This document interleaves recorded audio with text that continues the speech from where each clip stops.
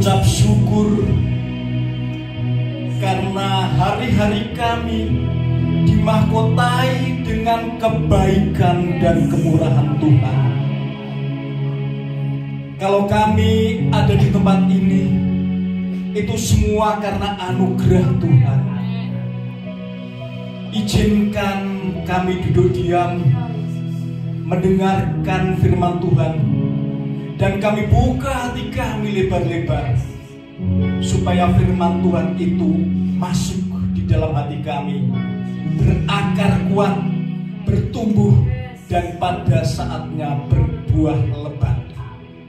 Urapi kami semua yang ada di tempat ini dengan pengurapan double porsi, supaya hidup kami sungguh-sungguh diubahkan menyenangkan hati Tuhan. Terima kasih Tuhan, sungguh kami rasakan hadirat-Mu di tengah-tengah kami. Terus Roh Kudus Kau bekerja mengubahkan kami. Terima kasih Tuhan, kami mau mendengar firman-Mu. Urapi kami.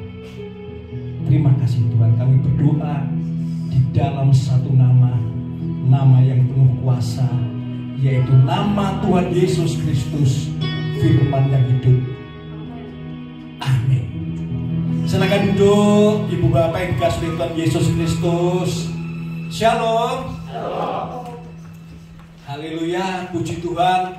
Kalau saya berada di sini, itu bukan di tempat yang lain, tapi ini sungguh-sungguh rumah saya juga, ya. Saya adalah anak dari Pak Beni dan Bu Beni, anak yang pertama. Jadi saya ini kakaknya Pastor Hendri. Keluarga besar dengan Pak Beni, karena saya belasan tahun yang lalu sungguh dibina, dirawat oleh pasangan Pak Beni dan Bu Beni, sehingga kalau saya bisa berdiri pada hari ini, itu sungguh karena anugerah Tuhan melalui Pak Beni dan Bu Beni. Tak kenal maka kenalan. Izinkan saya memperkenalkan diri. Nama saya Wahyudi. Meskipun tadi saya berangkat dari Cikarang, tapi sehari-hari rumah saya tetanggaan dengan Pak Beni. Saya ada di Jalan Surya Sumantri, beliau ada di Parahyangan, ya, jadi dekat. Saya sehari-hari juga mengajar di Universitas Logistik dan Bisnis Internasional untuk mata kuliah Manajemen SDM, untuk mata kuliah Manajemen Logistik, Supply Chain, tapi tentunya untuk mata kuliah Agama Kristen, ya. Ibu Bapak yang dikasihi Tuhan Yesus Kristus, hari ini kita akan mempelajari firman Tuhan, atau lebih tepatnya kita akan mengenal Tuhan lebih dalam, supaya di dalam hidup kita itu kita tidak salah mengerti tentang Tuhan. Karena saya perhatikan akhir-akhir ini banyak orang yang salah mengerti tentang Tuhan, sehingga hidupnya itu tidak berkemenangan. Amin. Amin. Oke, hari ini langsung saja kita akan buka dua ayat sekaligus. Yang pertama, Yesaya 41 ayat 10. Boleh dibuka bersama-sama atau ditulis di sini? Oke, baik. Yesaya 41 ayat 10, ya. Saya baca, janganlah takut, sebab aku menyertai engkau. Janganlah bimbang, sebab aku ini Allahmu. Aku akan meneguhkan, bahkan akan menolong engkau. Aku akan memegang engkau dengan tangan kananku yang membawa kemenangan. Amin. Jadi tema hari ini adalah hidup berkemenangan. Amin. Amin. Mau semua hidup berkemenangan? Amin. Ya, nanti selesai dari gereja ini kita diubahkan. Amin. Kita siap hidup yang berkemenangan. Haleluya ya. Dihafalkan ayat ini. Ayat ini saya hafal. Kalau yang belum hafal, mari kita baca sekali lagi ya. Cara bacanya berbeda. Aku tidak takut, sebab Kau besertaku. Aku tidak bimbang, sebab Engkau Allahku. Engkau meneguhkanku, bahkan menolongku. Kau batu karangku,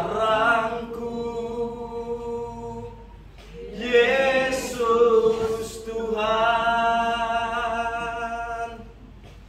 Yesus memegangku dengan tangan kanannya. Yesus memberiku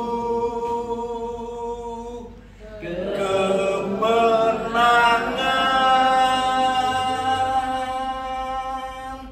Yesus memegangku dengan tangan kanannya. Yesus memberiku kemenangan. Ya, inilah cara menghafal ayat-ayat yang betul-betul menjadi pegangan untuk kehidupan kita. Saya percaya, bukan cuma saya, tapi kita semua ingin hidup berkemenangan. Amin. Kalau Tuhan memegang kita dengan tangannya, dengan tangan kanannya, pasti kita hidup berkemenangan. Tidak mungkin tidak. Ya, ayat yang kedua, Mazmur 16 ayat 8.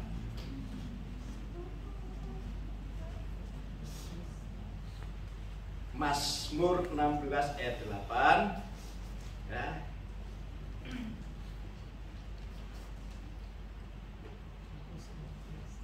Demikian firman Tuhan, aku senantiasa memandang kepada Tuhan, karena Ia berdiri di sebelah kananku, aku tidak goyah. Yang hidupnya tidak goyah, yang hidupnya berkemenangan. Ayo kita seperti Daud, senantiasa memandang kepada Tuhan, sebab Tuhan ada di sebelah kanan kita. Ayo yang masih muda, saya mau cerita ini kenapa Tuhan di sebelah kanan ya. Ada satu yang masih muda atau siapa aja, silahkan ke depan. Yang masih muda, ayo. Yuk, ada anak muda, ayo. Sini, ayo, salah satu ya. Kita akan ilustrasikan bagaimana Tuhan itu yang luar biasa ya. Oke, terima kasih. Namanya siapa ini? Jonathan. Aduh. Kojo, keren banget Emang boleh mengejar seganteng ini? Boleh ya. Oke, ya. Ini kita. Saya Tuhan. Tuhan ada di sebelah mana tadi? Kanan. Sebelah kanan ya. Benar? Tuhan sebelah kanan? Oke.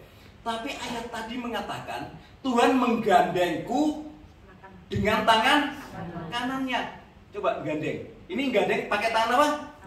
Tangan kiri.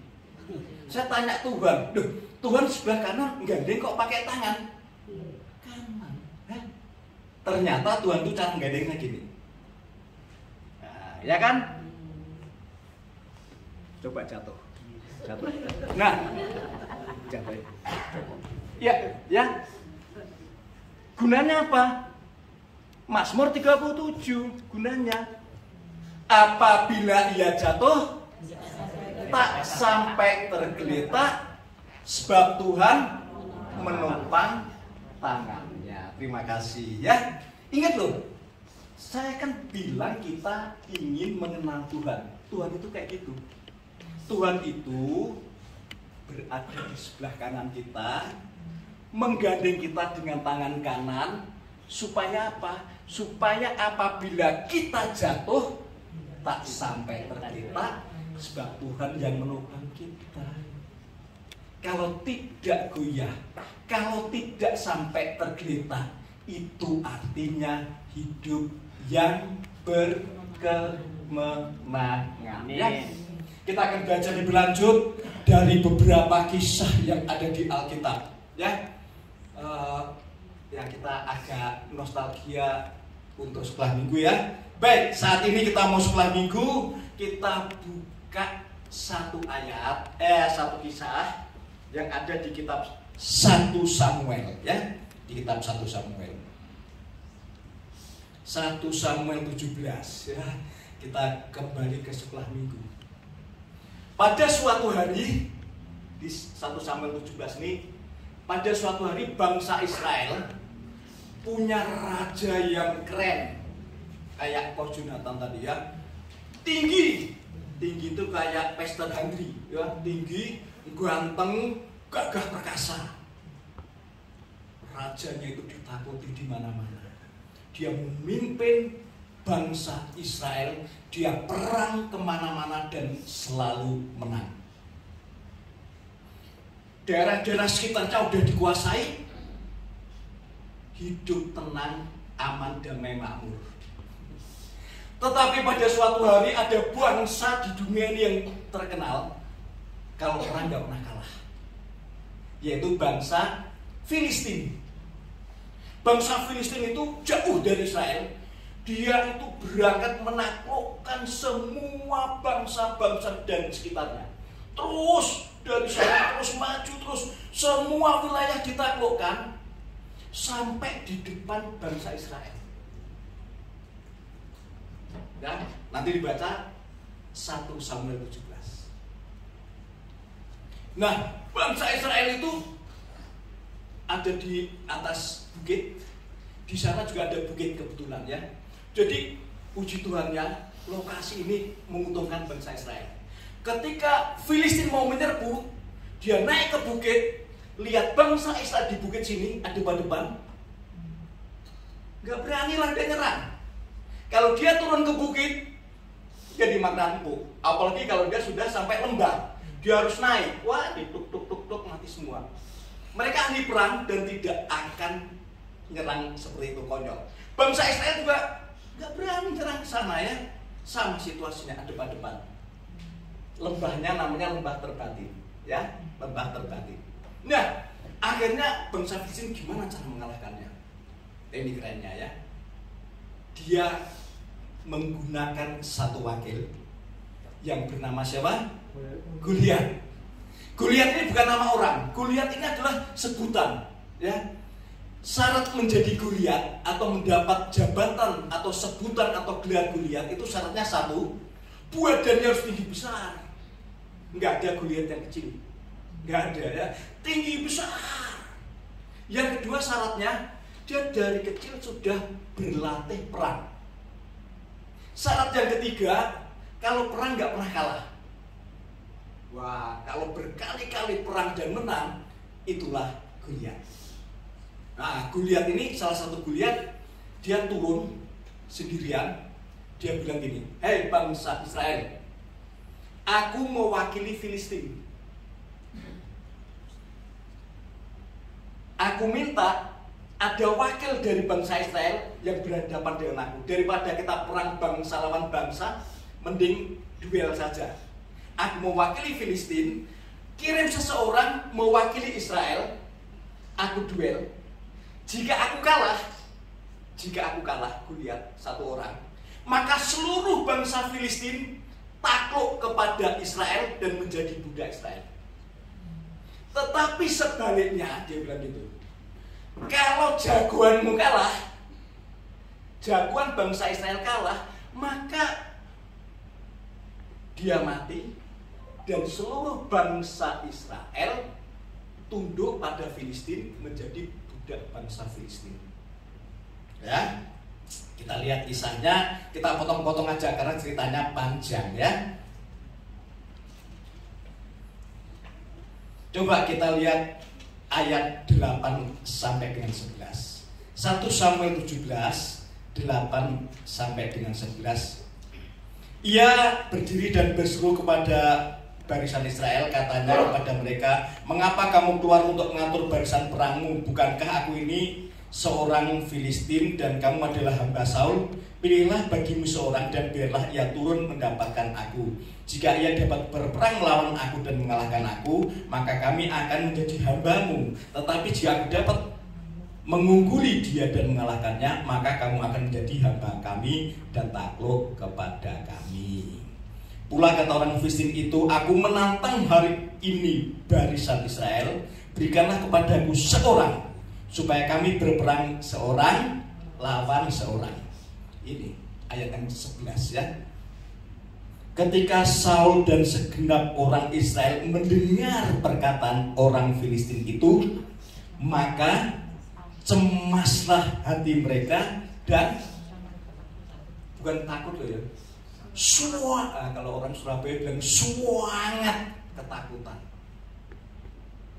Raja Saul ketakutan, panglima-panglima perang Israel ketakutan, tentara-tentara Israel ketakutan, apalagi rakyat biasa ya.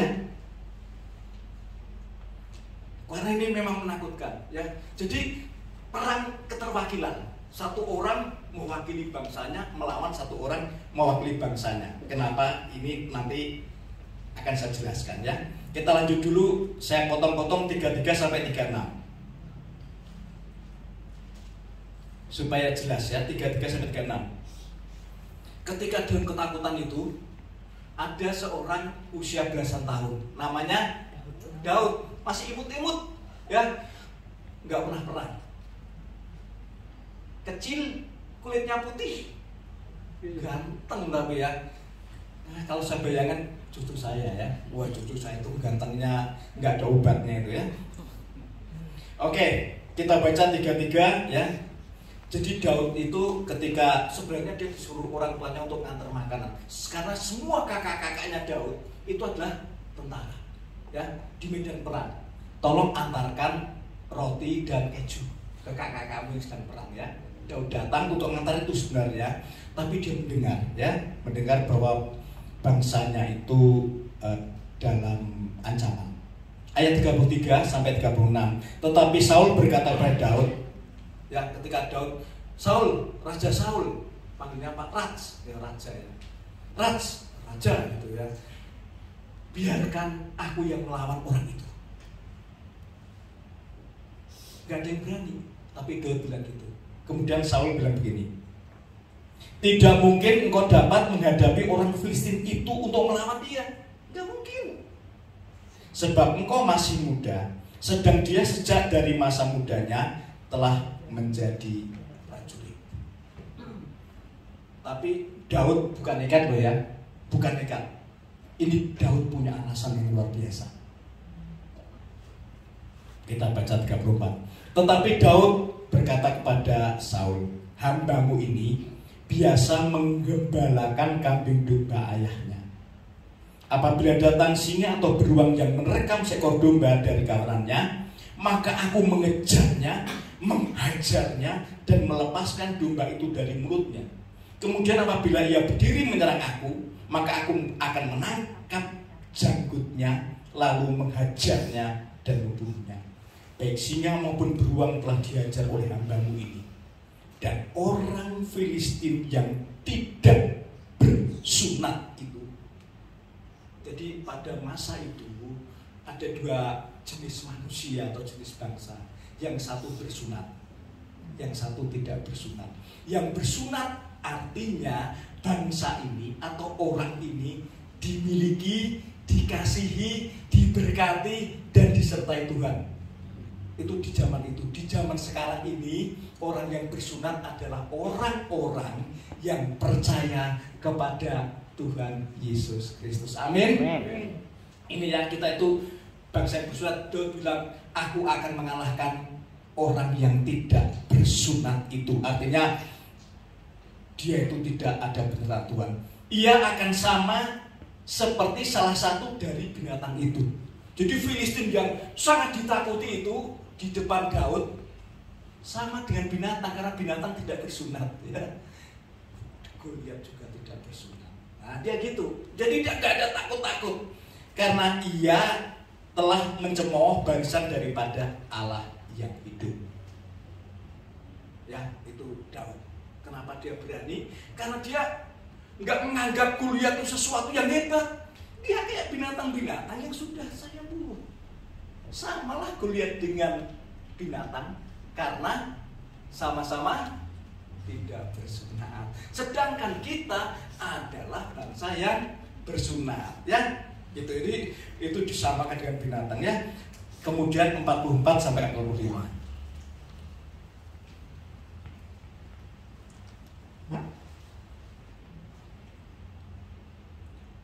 Ini terjadilah perkelahian, ya. Judulnya perkelahian Daud dengan Goliat. 44 sampai dengan 45 saja. Pula orang Filistin itu berkata pada Daud.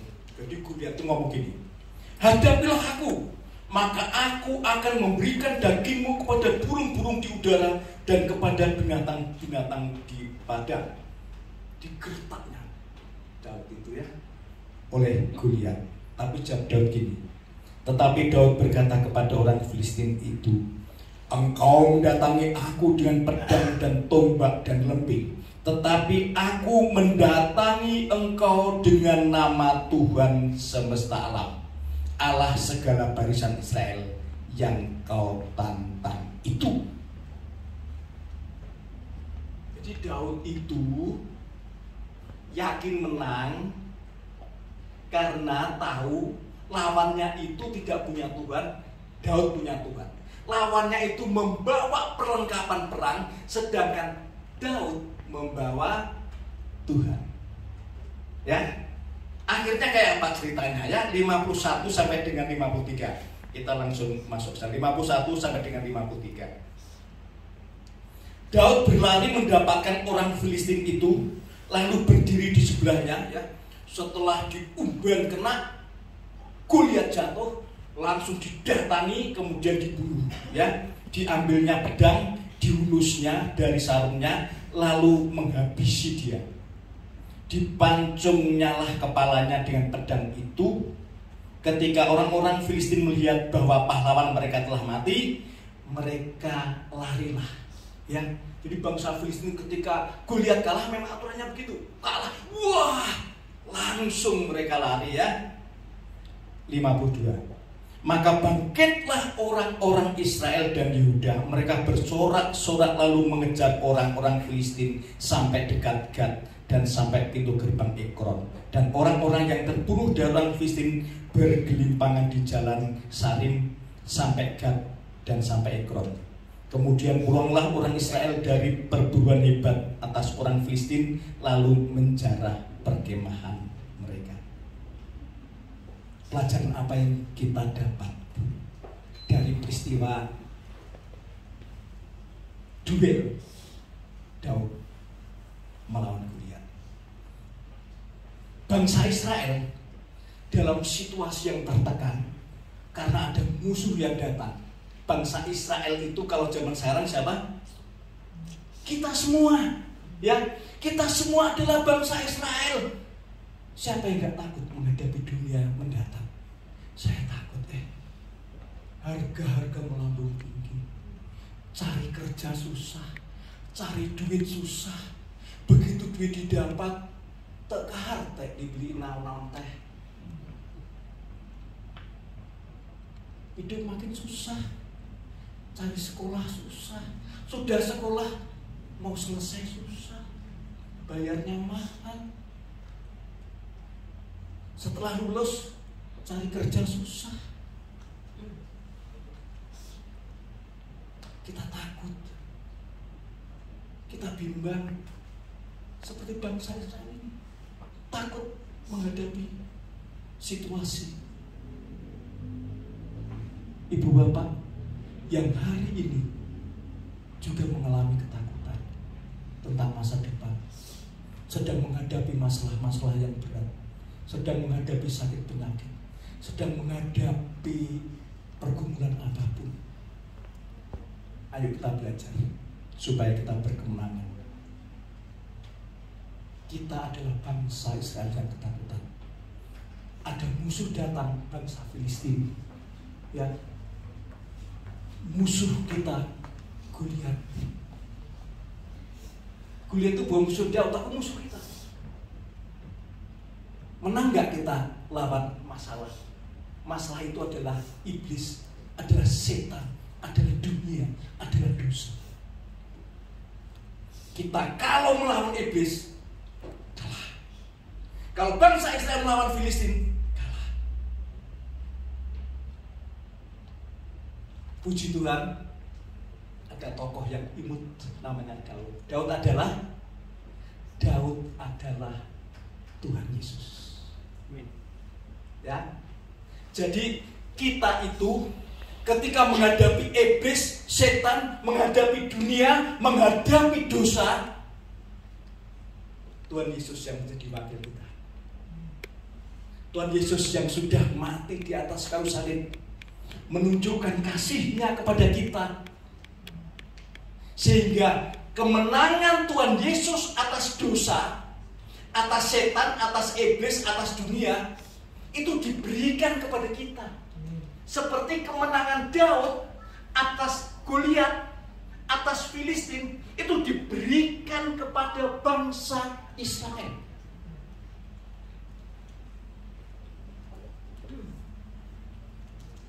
Daud menang berarti Israel menang. Tuhan Yesus menang berarti kita semua anak-anaknya Tuhan Yesus adalah umat pemenang. Kalau kita tahu hatinya Tuhan seperti itu,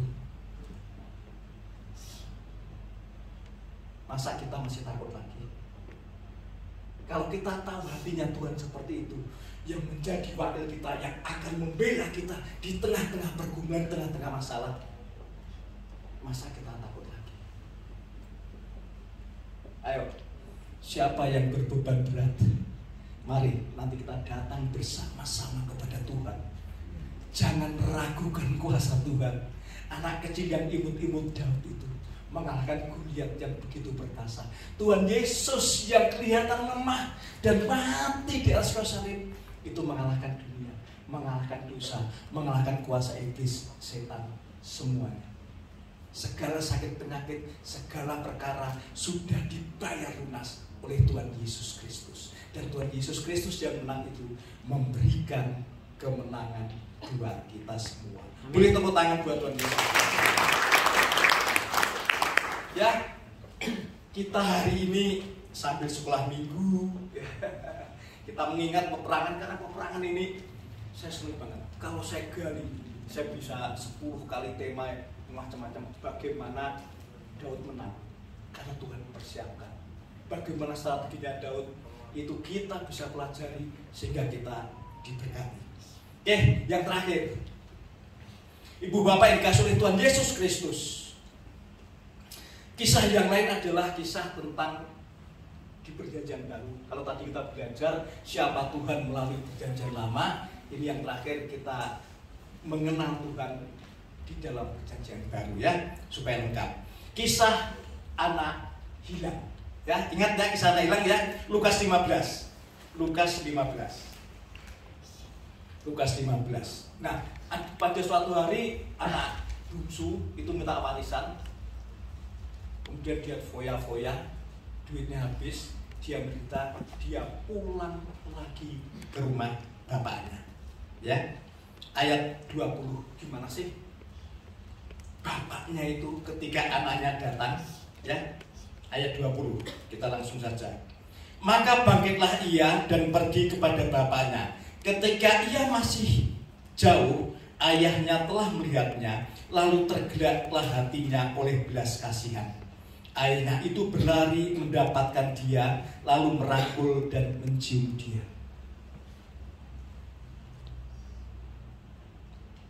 Ibu bapak, perumpamaan tentang anak yang hilang itu adalah kita.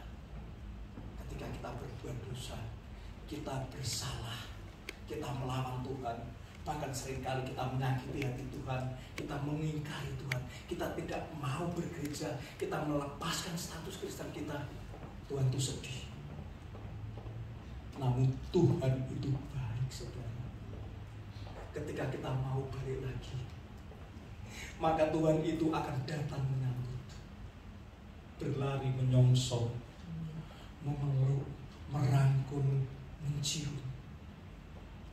Dan kepada anak yang sudah durhaka, banyak dosa seperti ini, si Bapak tidak menghukum, persis seperti Tuhan kita. Ya, kita baca ayat berikutnya, ayat 22. Tetapi ayah itu berkata kepada hamba-hambanya, lekaslah bawa kemari jubah yang terbaik, pakaikanlah itu kepadanya, dan kenakanlah cincin pada jarinya seperti pada kakinya. Lalu sembelihlah lembu tambun itu, sembelihlah dia, dan marilah kita makan dan bersuka cita. Sebab anakku ini telah mati dan menjadi hidup kembali, ia telah hilang dan didapat kembali. Maka mulailah mereka bersuka cita. Kalau hari ini kita lagi ada masalah, kita berbeban berat, kita melakukan dosa, melakukan kesalahan, jangan segan-segan datang kepada Tuhan.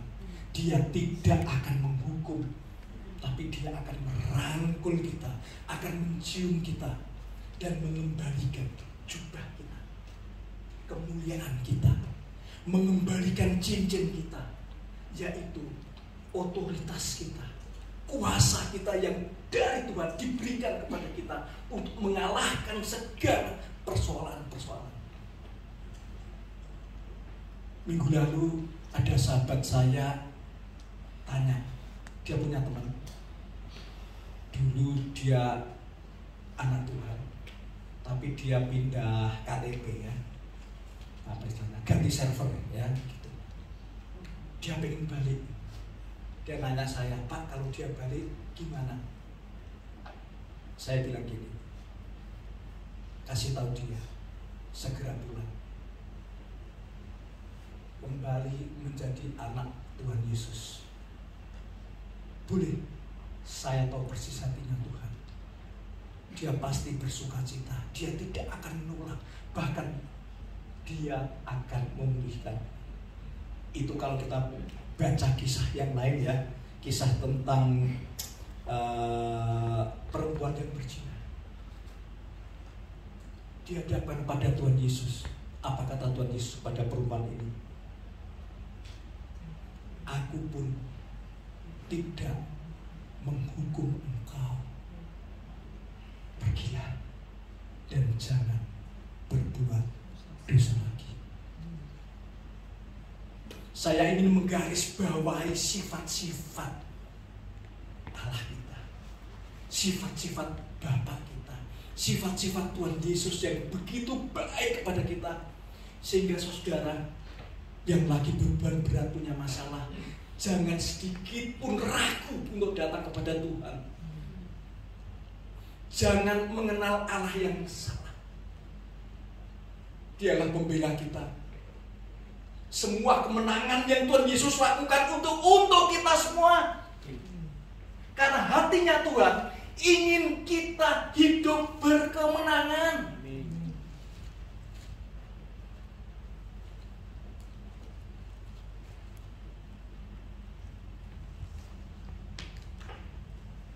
Silahkan pemain musik Tuhan.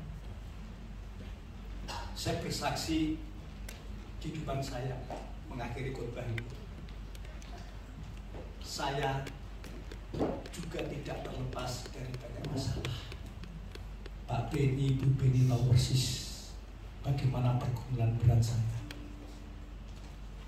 Tetapi saya memutuskan untuk datang kepada Tuhan. Saya menggali terus, saya ingin mengenal Tuhan, dan sampai detik ini saya terus-menerus ingin mengenal Tuhan lebih dalam. Sampai saya sekolah di Sekolah Tinggi Teologi di Jakarta, sampai mendapat gelar doktor. Itu karena keinginan saya mengenal Tuhan. Saya terus mencari Tuhan, terus fokus mencari Tuhan. Saya ingin mengenal lebih dalam supaya pengetahuan saya tentang Tuhan itu pengetahuan yang benar dan tidak salah. Ketika saya berbeban berat dan hari ini saya merasa saya begitu dekat dengan Tuhan, itu karena kebaikan Tuhan. Hampir semua doa-doa saya itu dipenuhi Tuhan. Tanggal 11 April 2023, anak saya yang hamil bilang begini, "Pak, saya melahirkan sesar karena kacamatanya tebal. Takut retinanya pecah waktu proses melahirkan. Jadi lahir sesar, nanti tanggal 23 di rumah sakit Siloam, ruangannya ini, dokternya ini, semua sudah disiapkan tanggal 23 April lahir sesar."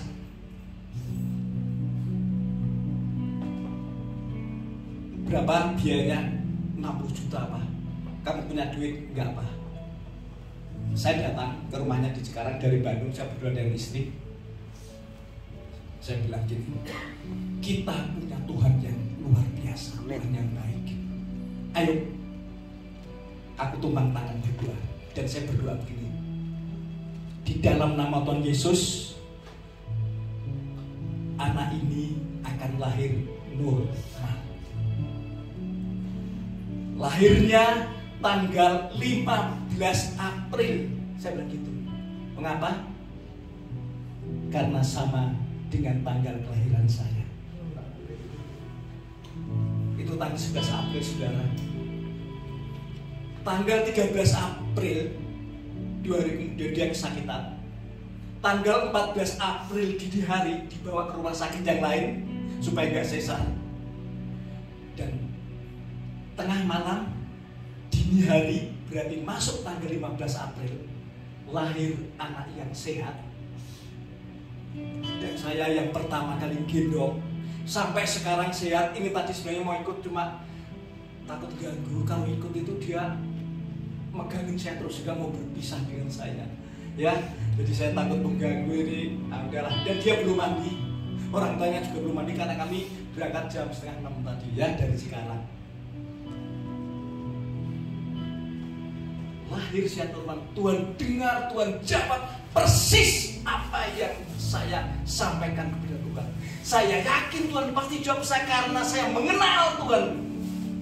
Dan saat ini ketika saya memandang di sebelah kanan, saya lihat wajah Tuhan dan saya terkagum.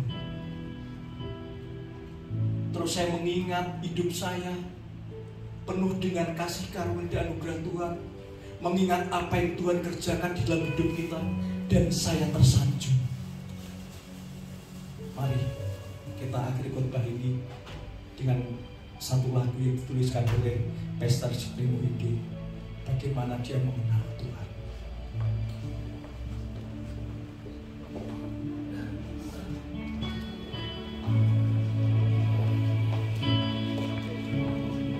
Bila ku lihat wajahmu dan lihat wajahmu, ku terkagum. Bila ku lihat hidupku dan karya tanganmu,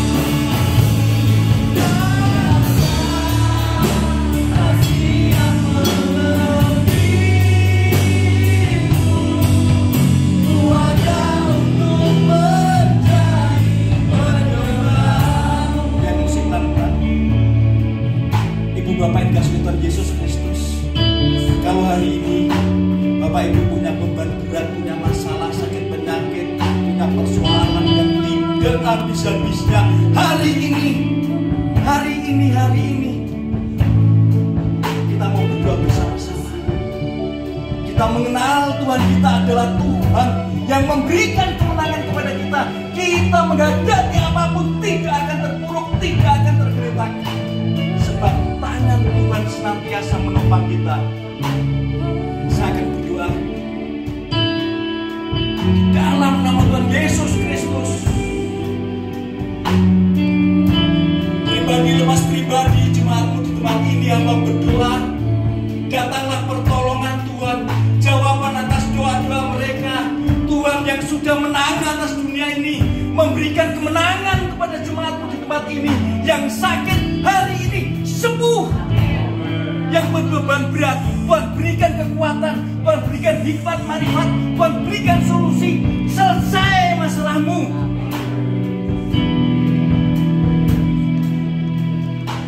Tidak ada masalah yang besar, tidak ada masalah yang tidak bisa diselesaikan oleh Tuhan.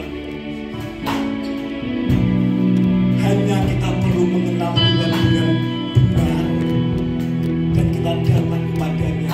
Tuhan pasti menolong.